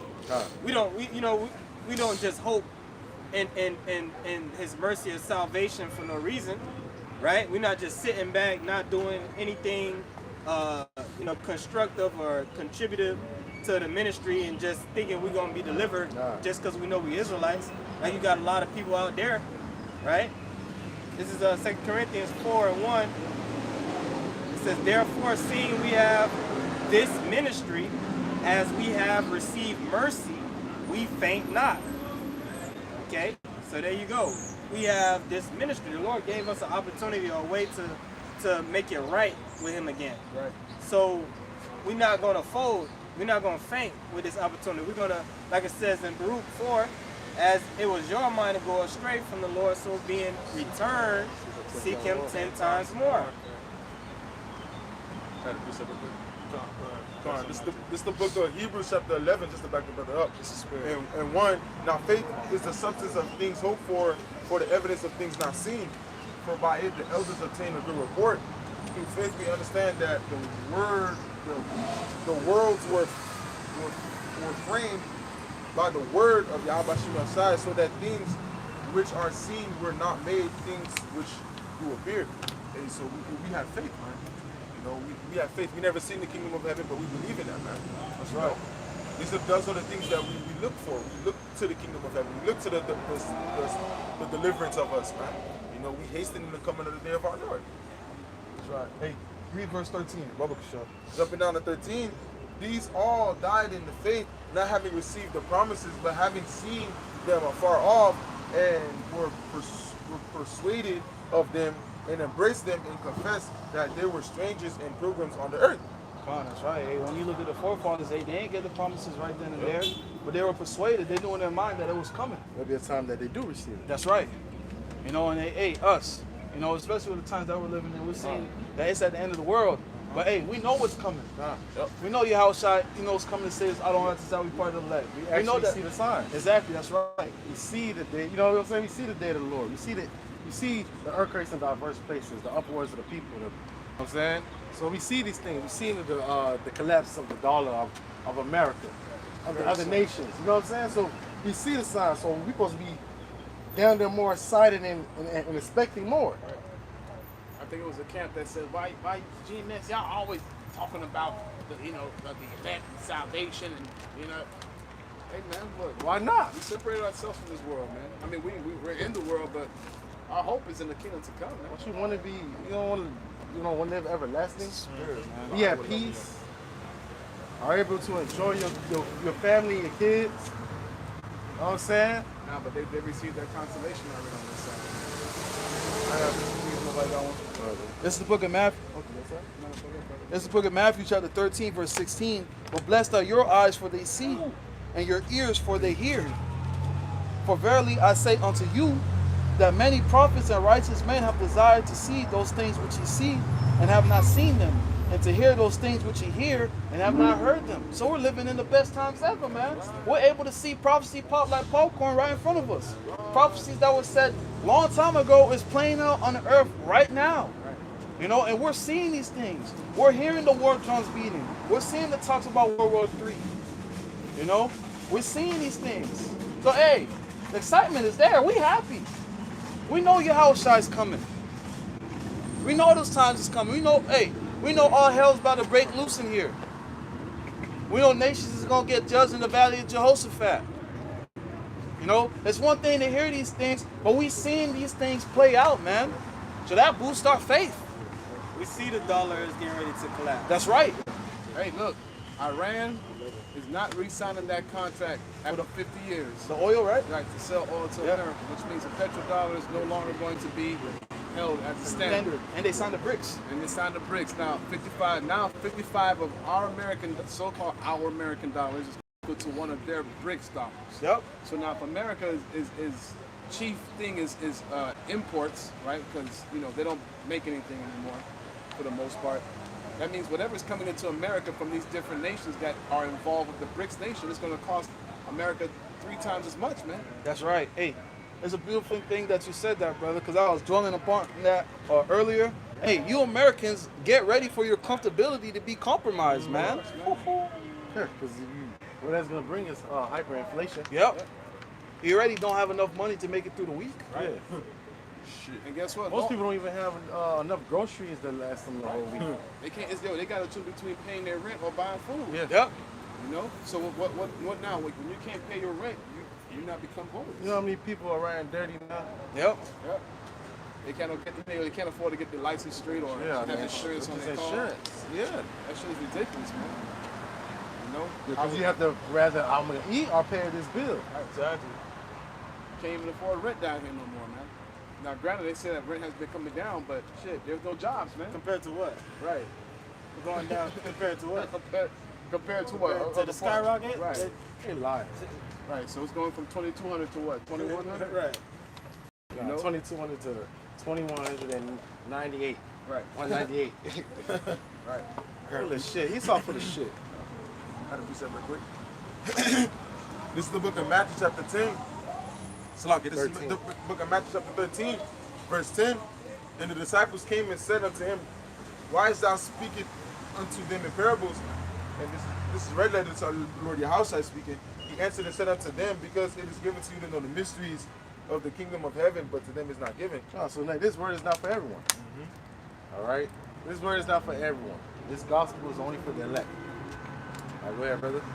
That's why Yahushua always spoke in parables and metaphors and similes, and, you know. And then sometimes he'll say something to the mass, all right, and then give the breakdown to the disciples and prophets. Go ahead, brother. Verse 12, for Did you read 11? Yeah, I read 11. Okay. That was the point. Okay. You want me to keep going? Read 11 again and then Son, this is the book of Matthew chapter 13, verse 11. He answered and said unto them, Because it is given to you know the mysteries of the kingdom of heaven, but to them it is not given. Read 12. Verse 12, for whosoever had, to him shall be given, and he shall have more abundance, but whosoever had not, for him shall be taken away even that he had. So if you're not really using, huh? No, I'm saying what is that? So try to break it down. You want to try to figure it out? I'm going to read it again.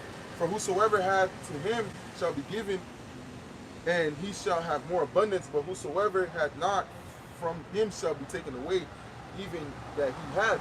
It says, whosoever shall be given more abundance. That goes into the elect, man. Because the elect gonna serve Yahweh Shem Yahshua and truth and sincerity. It's going to give them more understanding. Yeah. All right, but Like- go ahead, baby. It's a lot. Go ahead. Do your thing. The elect gonna shine brighter, like it says in Daniel 12, right? We're gonna and the rest of the people are gonna get darker and darker in their wickedness. Right. They're gonna lose it. That's why the scripture say the land's gonna be barren of faith.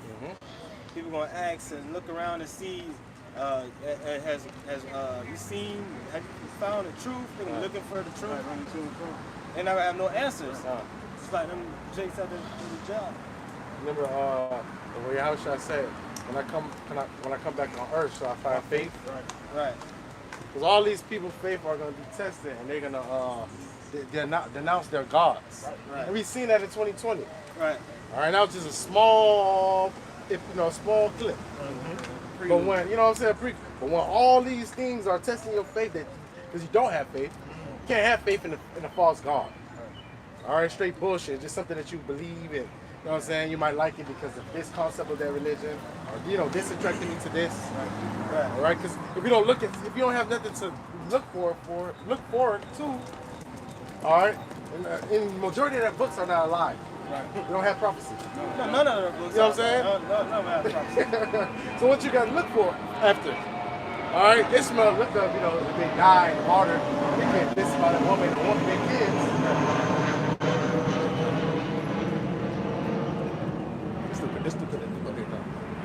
All right, so we have, you know, the Lord still give us hope. Right. Now we have hope, expectation in this truth. Man. People can say they have faith in this or that, but when it's time for your faith to actually be put to the test, it's going to be shown that your faith is not real, and then they're just going to relinquish it. That's true, because you set your foundation on sand. Right. Something that they have no force. That had, you know what I'm saying? That was, you know what I'm saying? The leg is on that chief cornerstone. I was shot. They're rough. Right. It's like people saying they have faith in money. People have faith in money. Mm-hmm. But then when the dollar collapses, then what? Where your faith is? Now your faith is gone. Right. Faith is gone. Now you're going to check your what? You're going to take the chip. Because there's going to be something that you think is so similar to money. Right. Or these people right now say they have faith in JC, right? Yeah. In Jezequiel. But when 2020 happened, did they call on Jezequiel? Nope. They went to Esau. They called on Fauci. Yeah, Fauci. You gotta take, you know, you gotta take it. You gotta take this. How about it is God that God sent him to give you the right? No, man. Never trust that enemy, bro. Now Fauci is backtracking and confessing that he made it all up. Made it all up. 6 feet, the fucking mask shit, airborne. It's airborne. Then you niggas had masks on. They still do. Still do. Jake. In the heat of the day. I don't see no masks. Bro, I remember, you know what I'm saying, because some jobs you had to wear it. Right. Bro, I used to wear that shit, bro. That shit used to hurt. Right. Yeah. Your ears. Right. Your ears, even your breathing. Even your breathing. So I put that shit under my lips. And I dare somebody to tell me some shit. Because now you're compromising my health. Right. I mean, you're not supposed to breathe in the same carbon monoxide. You're supposed to let it out, not breathe it in, breathe out. That mask stops you. All right, then it was just bullshit. They'll tell you you'll be in public, say you're in an eating scenario. Now you can take the mask and eat. Right, when you go in a restaurant, you can take it off. That makes no sense. That's what I'm saying. You people was not thinking. You can't go to school, but you can go to Walmart. Yeah. Can't go to church, but you go to a restaurant. You go to a restaurant. And you people was not thinking. It's because y'all trust in the shadow of Egypt. Esau is really your God. I was about to say that. Because we could go to scripture and say that because our enemy said go into the herbs for your medicine. Right. Or pray to the Heavenly Father because he's the one that makes you sick or heal you. Right. But y'all did everything opposite. Yeah. Where we showed that y'all don't really believe. Because if y'all really believe, y'all would have said, fuck Esau, I'm going to go to my church. Right. Y'all stopped going to church for months. We were still fellowshipping. And the pastor said, 18 minutes come. You know, it's unprecedented times. 18. Just listen to your local leaders. 12, 14. Listen to CNN. Them And pushing. don't forget the mail in your ties. Fear. Then on top of it, your pastors, you know what I'm saying? When certain things happen like that, your church supposed to be open and have a hand open. Right. Your church was shutting down like, fuck you people. Y'all gotta do what y'all gotta do. But still, like you said, you better send your time. They had certain They made things. sure they said that. Send your donations in your time. Hey, Joel Osteen shut down his whole church. And there was like, I think it was like a flood, right? It was a flood. And when they went to church, they came to find out that he had money inside the walls and everything. So your pastors really don't have your best interest in mind. The real pastor is supposed to be encouraging you, right, and telling you how you can get through this. Right. Right. He's supposed to have his boots on the ground. Yeah. Right. Bitter and the sweet. All right. But now these pastors, they want to tell you, they want to put that Band-Aid on you and tell you what you want to hear. You ever seen that? It was I think on the TikTok, Instagram. Man said that he was going through some financial struggles, and he asked his pastor for help. Oh, yeah, exactly. Right? His pastor paid for him, so he seen his pastor have a flat tire, and his pastor asked for help. And what he did was just pray for the pastor. And the pastor kicked him out the church. Pastor got mad. Pastor got mad. But so he showed you that shit was bullshit. Really, if you're taking alms and all these things and those 10%, that's really for the church members when they're that's what it's supposed to be. That's what's supposed to be. So when they're in odds and they're in difficult times, that 10% that they give you every time they see you, you're supposed to give it to them to help. Yep. But nah, they're pocketing it. Yep. I got two quick precepts. Nobody got none. This is the book of Jeremiah chapter 23, verse 1. Woe be unto the pastors that destroy and scatter the sheep of my pasture, saying the Lord. Means definite destruction to you pastors. All right, Joel Osteen. Yeah. All right, you couple of dollars. Even to you Nates. All right, Chief.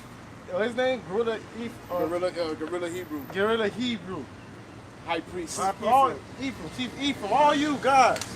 Are you a false pastors? Why? Because you're not teaching 100% truth. And you know the 100% truth, but you rather not teach it. Sell out for $1. Right. It's more lucrative to sell out. Yeah, it's easy to, it's easy to pay a nigga to buy a nigga out. Nigga is cheap. Right. But what happens when you come into contract with this different? You can't speak how you used to speak. Nope. Right? So now you got a muzzle on your mouth. And we okay, right? Right. Okay. GMS okay. We don't need no 501c3 charter. Right, because every brother works. Why the fuck? All right, you're speaking against Esau, Edom, and his system, but I'm gonna ask them for aid and money and tie it to the doctrine or ministry that speaks against it. It don't make sense. And his kingdom. Right. Now he's gonna fund you, so you can fund Right. you can fund me to speak against me and come against me. Right. But we're supposed to be the same truth.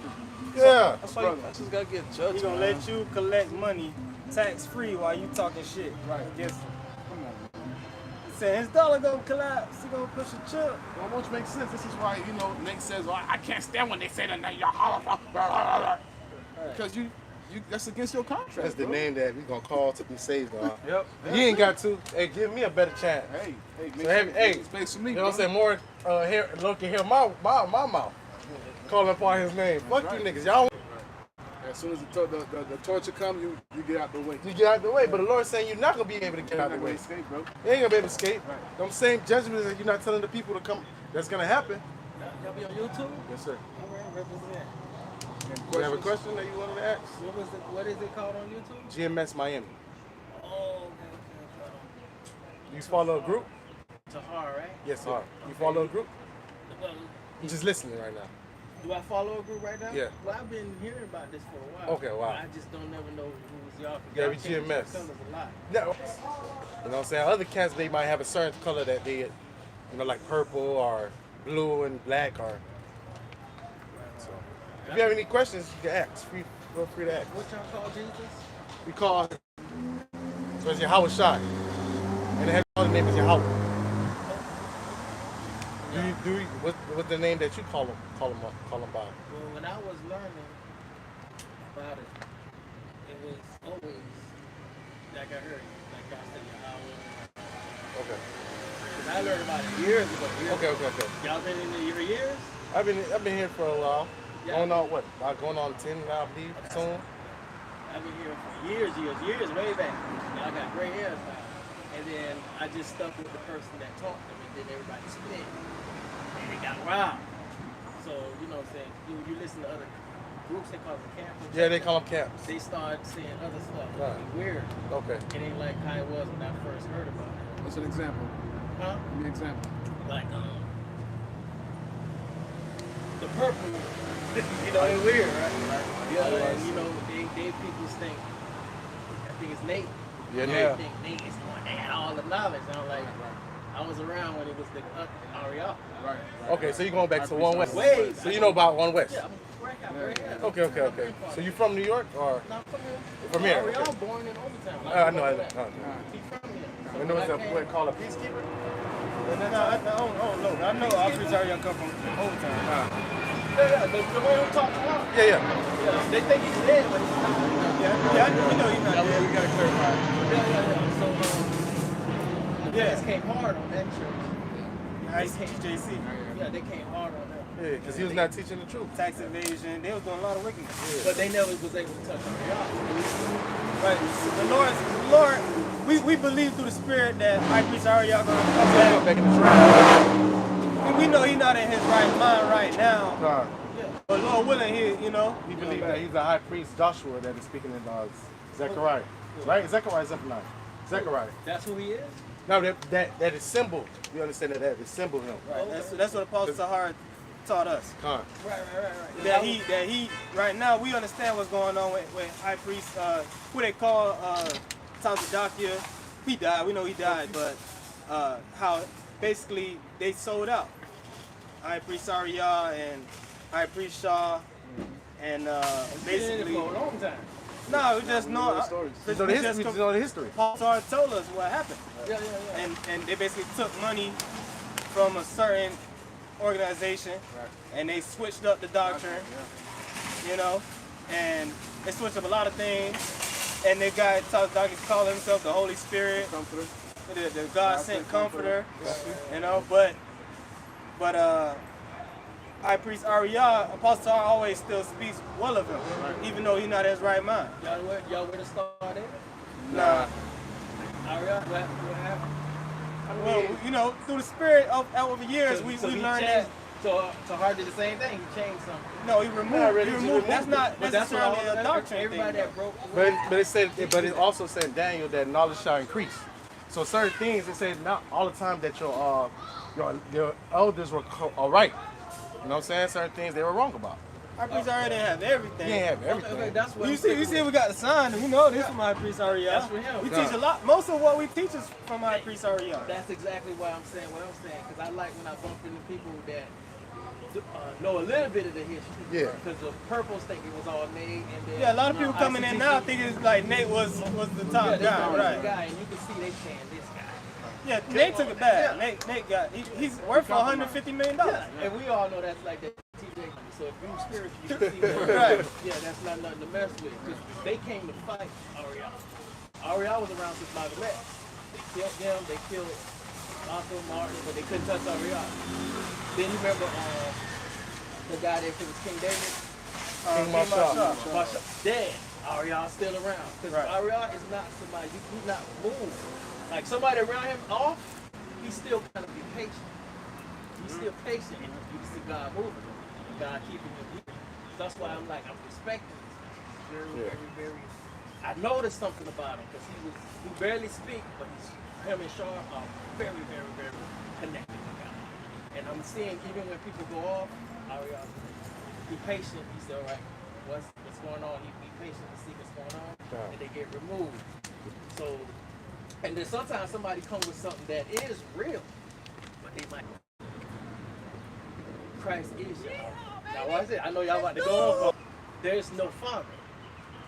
That's not what they're saying. That's not what Ariel's saying. He's saying the Father is there, but the Father only created one person, and then we ain't ready to meet him until the 1,000-year reign. And then he introduced us, and then we find out what's his name. So Adam. So the 1,000-year reign, what do you mean in Revelation? Yeah, time for 1,000 years. But that's still that's not you saying that he is the Most High. You're still not saying that though. The way you just broke it down, you're still saying there's two separate entities. What, the Father and the Son? Right. It is two different people, right? Or do y'all say that? No, yeah, we said two different entities. So what we teach, what Ariel teaches, we haven't met the Father yet. We have to earn that. That's like you can say that in a sense. So that means nobody. We won't meet him. Yeah, but we gotta go through the Son. Physically meet him? Well, you have to remember when he shows up, he says, "I'll do a full end of the nation." Y'all remember that scripture? Right. The Most High is not gonna show up. His Son he's gonna send his Son. Yeah, the Son. But when he said, when the Father do come, remember the 1,000-year reign in Revelation? Right. They're gonna reign with him for 1,000 years. After that reign, remember he said the nations gather around. No, that's something that IUIC teaching. No. I remember Nate still eavesdropping on Ariel. So he already running because once upon a time. What revelation is they tried that to 1,000 years you talking about? I think that's Revelation 21? Yeah. 20? If you read the end of that, I ain't trying to teach you. I got y'all program going on. So Right. Well, we listening. It's fellowship. It said the nations came again and circled Israel. That's when we get. That 1,000 years already passed. Ariel used to teach that too, but it haven't happened. Okay, we believe that Ariel sold out. He took a bag. So and he's being used to push a Rosicrucian doctrine. Right. So he's going to teach things that align with Catholicism. Things like the Father and the Son are one, you know. But we believe that Father and Son are one. No, but you just said you'll be surprised to find out that Christ and Yahweh is one. you said Christ is Yahweh. That's what you said. You said. No, regret. We haven't met the Father yet. We're What not did you ready say to- when you said we will be surprised? We'll be surprised about what? that Christ is Yahweh. That's what I just said. No, but you It's just kinda said- sound like you saying two different things, No, right? I can't. That's blasphemy. We're not ready to meet the Father till after the 1,000 years. Maybe you might need to rephrase what you're saying. But the 1,000 years he talking about. Let me clarify. I'm saying the 1,000 years is what you talking about. The It's 1,000 years he's talking the about is Byzantine the Empire? during the Byzantine Empire. All right, no, that's what y'all teach. That's what we teach. Okay, now in Revelation, That's what we believe. now watch this. In Revelation, they said they circled the two. They circled all the nations came together. They said Satan was loosed. Well, Which we believe already happened. You know that. There's a Renaissance time. Right. I've been hearing that since 90s. Right. Let me just before y'all. So who really switched then? I'll just let you know, like Right? you said. Hold on now. You said you talk about switching the doctrine. Ariel switched it, right? It's called edification. But did he switch? That's a major change. That's changing that from saying we're not dealing with this symbol no more. You can't say that's equal. No, all I'm saying is edification. Remember, they was mad at Christ for bringing edification. He said, you changing the doctrine of Moses. Christ said, no. But Christ, who you call Christ never changed nothing that he said. No, he brought edification. Okay, but Ariel changed something that he said. No, but the 1,000 years was stuff that, remember, he had a lot of people. Marshall coming from here. He had... he was the main teacher. You know, Yeah. he was the main. But- he was the main guy. When I came in, it was a stage full of people. And everybody bought something. Why you not The guy with teaching? the long nails. Why you not teaching? Oh, man, I'm not trying to... It's not a beef, man. Yeah, right. Ain't no beef. It's just a question. Yeah, It's a I question. understand Yeah. where he's going, but what Why I'm you trying ain't to do is share a little something, and then y'all No, we go- not saying. We just said why you not teaching. That was just Well, are curious. y'all not teaching? No, No, why you not teaching? I'm just sharing a little stuff if you don't want to hear it. No, No, it's not it's about not. It's that. not about that. It's not about that. Getting offended. You have. We listening. Why you not teaching what If you're you, teaching? the reason we am. out here teaching is because we're fully persuaded in our minds. We're convicted in what we believe in, and we're moved to come out here and teach. That's how much we have faith and or belief in what we believe in. So if your level of belief is that strong, you should feel the same way. So that proves that we have more faith in what we believe in than what you believe, than the faith you have in what you believe in. But this is a commandment. I mean, You're y'all, supposed so to come y'all out, don't cry think loud, spare not. That's what you asked you. We asked you why you're not. You could have said you had the opportunity to say say yes, I I do. did. You did Because it. as I was sharing something, he cut me off and said, well, I thought I was sharing something with y'all. But if he ain't trying to hear So it, do it's you cool. teach? Huh? Do you teach? If you got something to share, I share. No, that mean you don't teach. I'm talking about the highways and hedges. It's all right, man. You don't teach. Okay, even if how should I mean Josh? That's all I'm saying. Y'all was shot. We know that. We know I that. mean, if you want to, There's no name It's above all the same. names. It's the same. Joshua in the Hebrew translate to Yahweh. Yeah. So that's not the guy that why say Joshua? You go straight to the because you name. can't say get up and rise the name of Joshua. Right. It was that name. But Joshua, what you mean by that? That was his. That's what I'm saying. So it was in his Well, first Joshua's of all, name his was not name Joshua. wasn't Joshua. That wasn't his given name. That's what I'm saying. Joshua's name was Yahweh Howard. just added. So, Yeah, his name was Howard Shai. So when you call him Jesus Christ, those are titles. We don't call him If that. you call him Yahweh Shai, that means Joshua. No, because You call him Yahweh Shai? What does Yahweh Shai mean? bro, many people in Israel had named Yahweh Shai. Yeah. That's a known name. I know. But In the book of Second Christ said- Ezra, it tell you the Messiah. You trying to say name that is gonna nobody be knows that Yahweh Shai. name? No, I didn't say that. I didn't say that. In Revelation, when it say nobody knew that name, Christ have a name that was above all names. Yahweh Shai. What's the name? No, it gotta can't go. be that because everybody else, it's so many people doing Yahweh Shai. It can't be that. What is What Yahweh is Shai his mean? name? What does Yahweh Shai mean? So what's the name of the Joshua, Savior. What is the What does it definition? Because it's an Yeah. Omen Norman. What is the? All of us is Yahweh Shai. No. He's not gonna be convinced. Alright, he go way back. He already had the truth. He fell out. Right. You don't believe in what he so was that taught means- anymore. So we might as well let's just Right. let's go. Yeah, the word is done. We good? Hey, hey, with that being said, we want to give all praise, honor, and glory to double honors to our elders, apostles, and millstone, root well, push out 100% truth and true sincerity. The shalom to the hopeful legs, carry across 4 winds. Low one, this camp was hellfire. Until next time, shalom. Shalom.